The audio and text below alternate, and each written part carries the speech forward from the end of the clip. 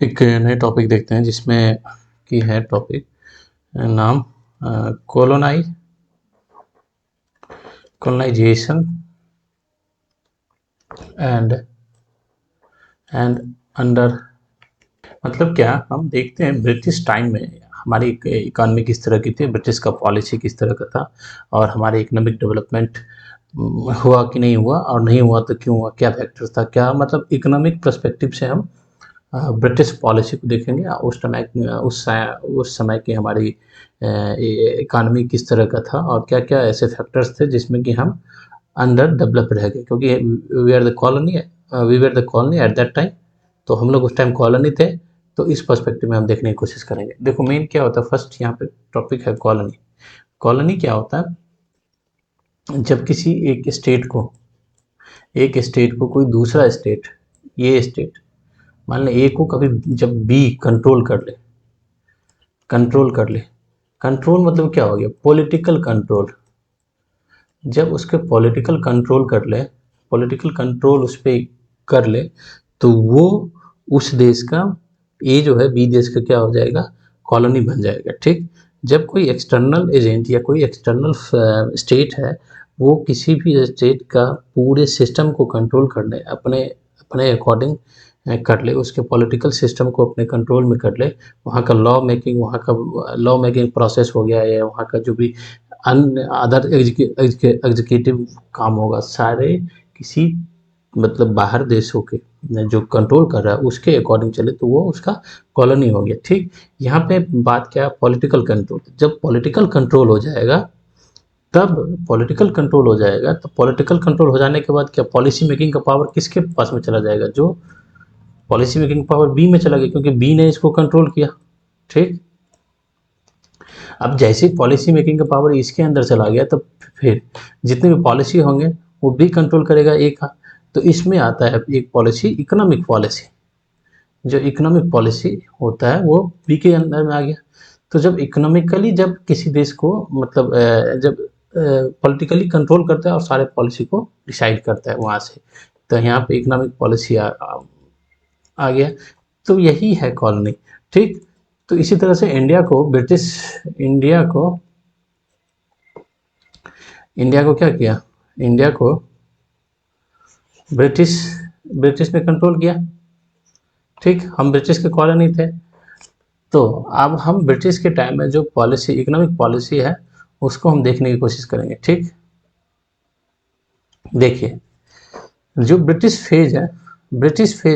का economic phase है, जो इसका इकोनॉमिक फेज है, इसको 3 फेज में डिवाइड करके रखा गया। पहला एक है मर्केंटाइल स्टेज, मर्केंटाइल वाला फेज।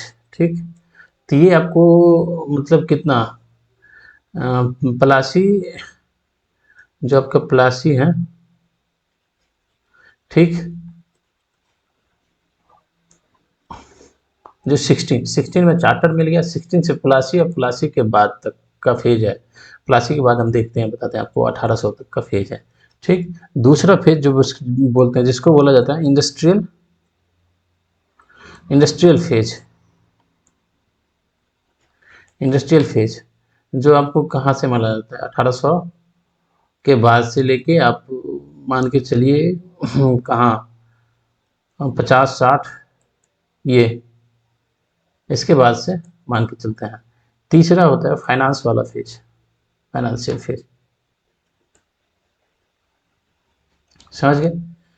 ये उसके बाद से ये 1900 के बाद से 47 तक आपके मान के चलिए फाइनेंस वाला फेज। या 1850 के बाद से जब से रेलवे वो सबका डेवलपमेंट हो गया, वो उस टाइम के। अब देखो, जो मर्केंटाइल वाला फेज, अब हम हर एक फेज को हम डिस्कस करेंगे यहाँ पे। तो यहाँ पे जो मर्केंटाइल वाला फेज था, उस फेज में क्या हुआ कि ब्रिटिश क्या करता था पहले, ये गया ब्रिटिश इंडिया में आता था। इंडिया में यहाँ से वो गुड्स खरीदता था, और गुड्स के बदले में यहाँ पे क्या, जो गोल्ड हो गया, सिल्वर हो गया, जो प्रीशियस मेट था, वो यहाँ पे देता था, और यहाँ से अपना लेके गुड्स लेके जाता था। गुड्स में क्या हुआ, जैसे मसाला वसाला केरला वेरला से लेके जाता था, इंडिगो ये सब लेके जाता था। समझ गए। तो ये था मर्केंटाइल, मतलब ये फेज चल रहा था। लेकिन इस फेज में क्या हो गया, ट्रेड इम्बैलेंस था, ट्रेड इम्बैलेंस था। मतलब ट्रेड जो हो रहा था, जैसे अभी हम लोग देखते हैं ना बैलेंस ऑफ पेमेंट पढ़ते हैं, तो उस टाइम ट्रेड इम्बैलेंस था, मतलब ट्रेड जो हमारे सरप्लस में थे, क्योंकि हमें इससे ज़्यादा फायदा हो रहा था। हम अपना गुड्स मतलब बेच रहे थे, और इसके बदले में हम लोगों को सोना चांदी ये सब गोल्ड वोल्ड सब मिल रहा था। तो ये मर्केंटाइल वाला फेज ये स्टार्ट होता है, ठीक। तो 1600 के बाद से फिर इसका ये पॉलिटिकल कंट्रोल स्टार्ट हो गया। वो आप हिस्ट्री में पढ़ना स्टार्ट करते हैं, जो कि जब से आया चार्टर्स जो 1600 में उसको चार्टर मिला था, उसके बाद से यहाँ पे कंपनी आया, उसके बाद से ये पूरा कॉन्स्पिरेसी में लग गया। तो सारे कॉन्स्पिरेसी यहाँ पे कहाँ तक आ गया, 1757 1757 में इसका अल्टीमेट गोल जो फ्लासी का बैटल है वो उसने जीत ली, और मतलब पॉलिटिकल कंट्रोल बहुत हद तक इंडिया के अंदर उसका हो गया। तो प्लासी के बाद से क्या हो गया, प्लासी में क्या हो गया, जब इसको प्लासी के बाद इसको दीवानी राइट्स मिल गए। दीवानी मतलब टैक्सेशन का पावर इसको मिल गया। अब जब टैक्सेशन का पावर मिल गया, तब यहाँ पे जो ट्रेड करता था, तो ट्रेड करने में पहले उसको यहाँ से मनी लेके आना पड़ता था। मनी मतलब क्या हो गया, गोल्ड वोल्ड और सिल्वर सब लेके आना पड़ता था, और यहाँ से गुड्स लेता था, ले जाता था, ठीक। तो देखो मनी, ये गोल्ड्स तो इंडिया में बहुत ज़्यादा आ रहा था इससे, तो इंडिया को मतलब उस टाइम ठीक ठाक, चलो भाई हमारे पॉजिटिव में है, ठीक। लेकिन इसके बाद से क्या हुआ, जब इसने दीवानी वाले राइट्स इसको मिल गया, तो यहाँ पे दीवानी वाले टैक्स मिलने के बाद ये टैक्सेशन से यहाँ से ये टैक्स वसूलने लगा, टैक्स टैक्स कलेक्ट करने लगा। अब टैक्स कलेक्ट करने के बाद क्या करता था, इसी टैक्स वाले पैसे से फिर यहाँ से गुड्स खरीदता था, और फिर वो ब्रिटेन लेके जा रहा था। तो मतलब अब ये इंडिया के फेवर में नहीं रहा, ठीक। तो ये प्लासी के बाद का फेज है, ठीक। तो ये सिस्टम है, ठीक ठीक। अब देखो इसमें जब देखोगे, तो दीवानी राइट मिलने के बाद, जो दीवानी राइट मिलने के बाद जो था टैक्सेशन राइट, इसको मिलने के बाद जो हमारे एग्रीकल्चर सेक्टर पे थे, दीवानी राइट मिलने के बाद हमारे एग्रीकल्चर सेक्टर जो था उसमें ये किस तरह से टूट पड़ा एक तरीके से, क्योंकि इसको यहाँ से क्या चाहिए था, टैक्स में मैक्सिमम ये पैसा इकट्ठा करना चाहता था, ठीक। तो यहाँ से ये फिर 3 सिस्टम लेके आया था, जो आप लोग हिस्ट्री में पढ़ते हैं, कौन कौन सा, परमानेंट सेटलमेंट, जमींदारी परमानेंट हो गया, उसके बाद महालवारी हो गया, और तीसरा हो गया रैयतवारी। ये तीनों सिस्टम ले टैक्सेशन का, जो लैंड टैक्स का जो सिस्टम था, लैंड रेवेन्यू का जो सिस्टम था, ये लेके आया, और किसानों के ऊपर, फार्मर के ऊपर ये क्या क्या टूट पड़ा। फार्मर से मैक्सिमम ये टैक्सेशन में टैक्स लेता था, और फार्मर कहाँ से देगा, मान ली कि एग्रीकल्चर फील्ड है, यहाँ पे जब प्रोडक्शन होगा, अब प्रोडक्शन है 5 रुपये का और टैक्सेशन है 10 रुपये का, तो फार्मर क्या हो जाएगा, फार्मर को तो कहाँ से पैसे दे पाएगा। दूसरा, फेमैन वेमैन आता रहता था, ठीक, प्रोडक्शन नहीं होते थे, ठीक। उसके बाद जो स्टेट का जो काम था, जो एग्रीकल्चर में भी यदि प्रोडक्शन होता, यदि आप बेटर फैसिलिटी अवेलेबल कराते, तब बेटर फैसिलिटी अवेलेबल कराते हो तब, वो भी नहीं था, तो एग्रीकल्चर का रूइन कंडीशंस हो गया था, समझ गए। हाँ, तो एग्रीकल्चर का ये स्थिति था, समझ गए। उसके बाद उसके बाद तो आप देखो, जैसे कि टैक्सेशन, ये मर्केंटाइल वाला स्टेज है, इसमें टैक्सेशन को जो मर्केंटाइल वाला स्टेज है, देखो मर्केंटाइल में आपने क्या देखा, मतलब एक फेज में क्या हुआ, पहले क्या वो वहाँ से सोना चांदी लेके आता था, यहाँ से गुड्स लेके जाता था, ठीक। लेकिन प्लासी के बाद क्या हो गया, इसको दीवानी राइट्स मिल गए। दीवानी राइट्स मिलने के बाद क्या हो गया, ये एग्रीकल्चर के ऊपर, एग्रीकल्चर वाले लैंड से वहाँ से इसने पैसे कलेक्ट करना स्टार्ट किया, ठीक। तो ये स्टार्ट किया, तो यहीं से फिर स्टार्ट होता है एग्रीकल्चर में, ये 3 सिस्टम लेके आया। ये आप कहोगे क्या, महलवारी सिस्टम हो गया, रियायतवारी सिस्टम हो गया, और ज़मींदारी सिस्टम हो गया। वो तो देखते हैं जिसमें कि क्या करता था, अब वो हिस्ट्री में आप लोग पढ़ते थे, ज़मींदारी में क्या हो गया, एक ज़मींदार को लैंड दे दिया, बोला कि भाई तुम वहाँ से टैक्स कलेक्ट करके लाओगे, कुछ पार्ट तुम रखोगे, जैसे कि 1/11 तुम रखोगे, और 10/11 मतलब 10 पार्ट मुझे दोगे, 1 पार्ट तुम रख लोगे, ठीक। अब किसान हो गया, ये लैंड की, इस लैंड को क्या किया, फार्मर को दे दिया था, ठीक। पीजेंट्स हो गया, इसको दे दिया था, और जो ज़मींदार था क्या करता था, ज़मींदार इस पे टैक्स टैक्स फिक्स होता था, ठीक, फिक्स परमानेंट होता था। अब इसका प्रोडक्शन हुआ ना हुआ उससे नहीं मतलब है, ज़मींदार क्या किया, ज़्यादा से ज़्यादा जब कलेक्ट करेगा तभी तो उसको मैक्सिमम ज़मींदार के पास आएगा, क्योंकि 1/10 इसको रखना है और 10/11 ब्रिटिश को देना है, ठीक। 1/10 मतलब एक पार्ट इसको रखना है और 10 पार्ट इसको ब्रिटिश को देना था, ठीक। तो अब जमींदार क्या करता था, किसान के ऊपर टूट पड़ता था, समझ गए, समझ गए। अब ये यहाँ से हिस्ट्री स्टार्ट होता है, ये हो गया आपका मर्केंटाइल स्टेज। सेकेंड स्टेज जो आता है उसको बोलते हैं इंडस्ट्रियल स्टेज। इंडस्ट्रियल स्टेज में उसने क्या किया, तो ब्रिटिश की पॉलिसी देखते हैं इंडस्ट्रियल स्टेज में।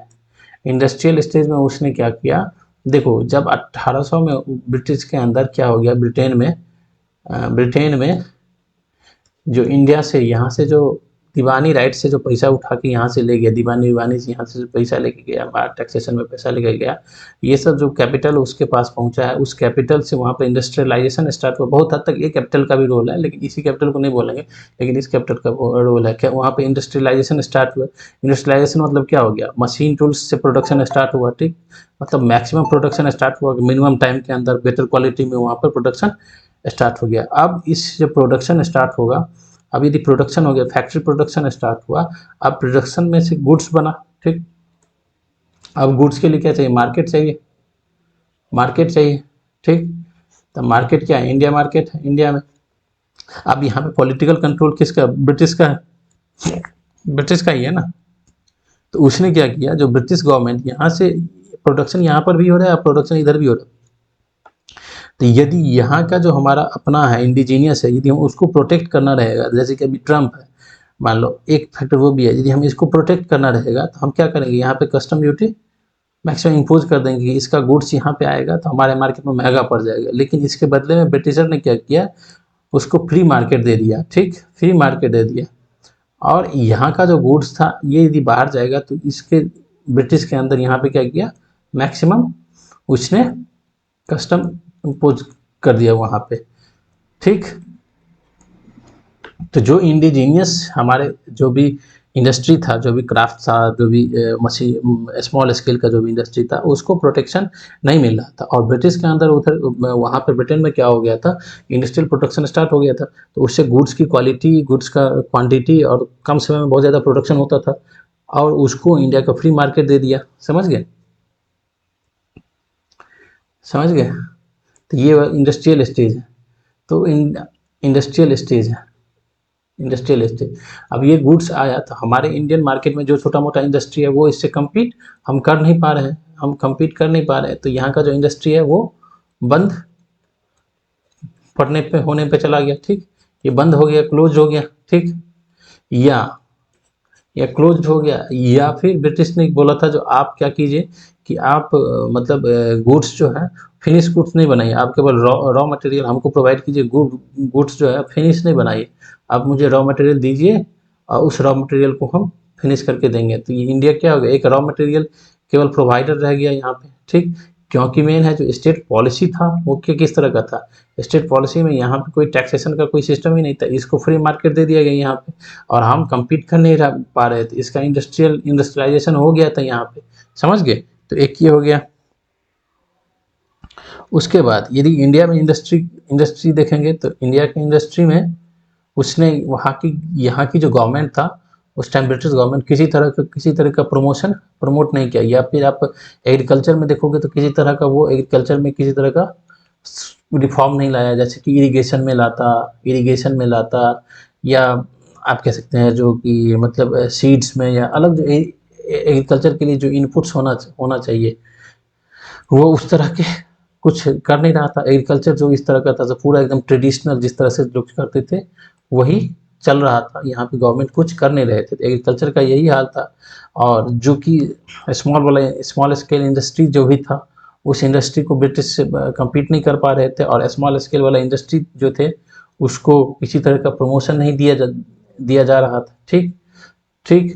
तो इंडस्ट्री के नाम पर यहाँ पे क्या क्या इंडस्ट्री था, जो कि आप कह सकते हैं क्रॉप में, कॉमर्शियल क्रॉप में, जैसे कि ये हो गया टी हो गया, रबर हो गया, जूट हो गया, ये, क्योंकि ये इस सब तरह का जो इंडस्ट्री था वो ब्रिटेन में हो नहीं सकता। क्योंकि टी का देखोगे, ये तो यहाँ की जो इस ये जो था एग्रो बेस्ड इंडस्ट्री हो गया ना, ये एग्रो बेस्ड इंडस्ट्री है, इस तरह का ये प्रोडक्ट है वो ब्रिटेन में होता नहीं था। दूसरा यहाँ पे लेबर भी चीप था, चीप लेबर था, लेबर बहुत ज़्यादा था, तो इसीलिए इस तरह का इंडस्ट्री थोड़ा बहुत डेवलप हुआ।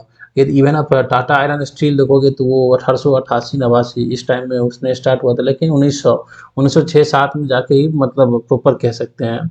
या आप इंडस्ट्री में आप हिस्ट्री में पढ़ोगे तो बंगाल के अंदर क्योंकि बहुत सारा केमिकल फैक्ट्री या इस तरह का स्टार्ट हुआ, वो भी कब, और जो आपका स्वदेशी मूवमेंट है उस सब टाइम में स्टार्ट जाके हुआ, या 1900 में स्टार्ट हुआ, कर्जन वर्जन के टाइम में स्टार्ट हुआ है, वो आप देख सकते हैं। लेकिन अर्ली फेज है तो यहाँ पर इंडस्ट्रियल कोई बेस था ही नहीं। तो इंडस्ट्रियल बेस नहीं होने के पीछे का मेन वजह ये था क्योंकि ये हो गया। आप इकोनॉमिक पॉइंट ऑफ व्यू से देखते हैं यहाँ पे, समझ गए। अब जो तीसरा है फाइनेंशियल स्टेज वाले, फाइनेंस वाला, इसमें क्या हो गया कि जो ब्रिटेन के अंदर जो कैपिटल का जो कंसंट्रेशन हुआ, अब इस कैपिटल को मैक्सिमम रिटर्न के लिए इसको कहीं तो इन्वेस्ट करना पड़ेगा, तो इंडिया के अंदर उसने इन्वेस्ट करना स्टार्ट किया। अब देखो यहाँ पे कैपिटल का कंसंट्रेशन कैसे हुआ, उसके लिए आप लोग क्या पढ़ेगा, ड्रेन ऑफ वेल्थ जो हुआ था इंडिया से, ड्रेन ऑफ वेल्थ कैसे हुआ, किस तरीके से, जैसे कि मतलब पेंशन के फॉर्म में, टैक्सेशन के फॉर्म में, उसके बाद जो मतलब लोन दे रहा था उस फॉर्म में लोन दिया, उस पर फिर इंटरेस्ट लगा के, इस तरह से इंडिया के अंदर ड्रेन ऑफ वेल्थ हुआ। ठीक, अब ये वेल्थ कैपिटल ब्रिटेन के अंदर है, अभी कैपिटल को कहीं पे जब लगाएगा तभी तो रिटर्न आएगा, वैसे कैपिटल तो जंक कैपिटल हो जाएगा। तो इसको मैक्सिमम रिटर्न के लिए क्या किया, इंडिया के अंदर इन्वेस्ट किया। इंडिया के इन्वेस्ट किस किस सेक्टर में किया, मेन देखो आप रेलवे में किया, रेलवे में किया, और रेलवे में भी किया तो गवर्नमेंट ने इसको मतलब गारंटी दिया जो भाई आपको 4% या 5% या 10% जो भी है रिटर्न आपको दी जाएगी। ठीक, ये रेलवे में इन्वेस्टमेंट हुआ, समझ गए। अब देखो रेलवे का जो डेवलपमेंट हुआ वो भी ब्रिटिश को अपने इंडस्ट्रियल प्रोडक्शन, अपने इंडस्ट्रियल जो प्रोडक्ट है ना उसको और लोकल मार्केट तक ले जाने के लिए। लेकिन आप जब कहोगे जब रेलवे का डेवलपमेंट हुआ तो रेलवे के बैक एंड में तो बहुत सारे इंडस्ट्री का डेवलपमेंट होना चाहिए, क्योंकि आयरन बैक एंड में बहुत सारे इंडस्ट्री का डेवलपमेंट होना चाहिए। ऐसे अमेरिकन मॉडल देखोगे तो अमेरिका में क्या होगा, अमेरिका में ये रेलवे का डेवलपमेंट हुआ तो उसके साथ आयरन आयरन स्टील स्टील इस सब तरह का इंडस्ट्री का डेवलप हुआ, क्योंकि ये सब जो प्रोडक्ट है वो रेलवे के डेवलपमेंट के लिए ज़रूरत पड़ता है। लेकिन इंडिया के अंदर ही इस सब का डेवलपमेंट नहीं हुआ। ये सारा जो भी है ना, ये आयरन स्टील ये सब ब्रिटेन से आता था। और रेलवे जो भाई इंडिया में रेलवे का डेवलपमेंट कर रहे हो तो इस सब को डेवलप कर लो यहाँ पे, और वही यहाँ से जो प्रोडक्ट मिलेगा वो रेलवे में लगाओ। लेकिन ऐसा हुआ नहीं, वो ब्रिटेन से आता था और फिर जाकर रेलवे में इस सब तरह का डेवलपमेंट स्टार्ट हुआ। ठीक, तो ये उसका दिखा रहा है, समझ गए। ट्रेन ऑफ वेल देख ही लिए। ठीक, अब देखोगे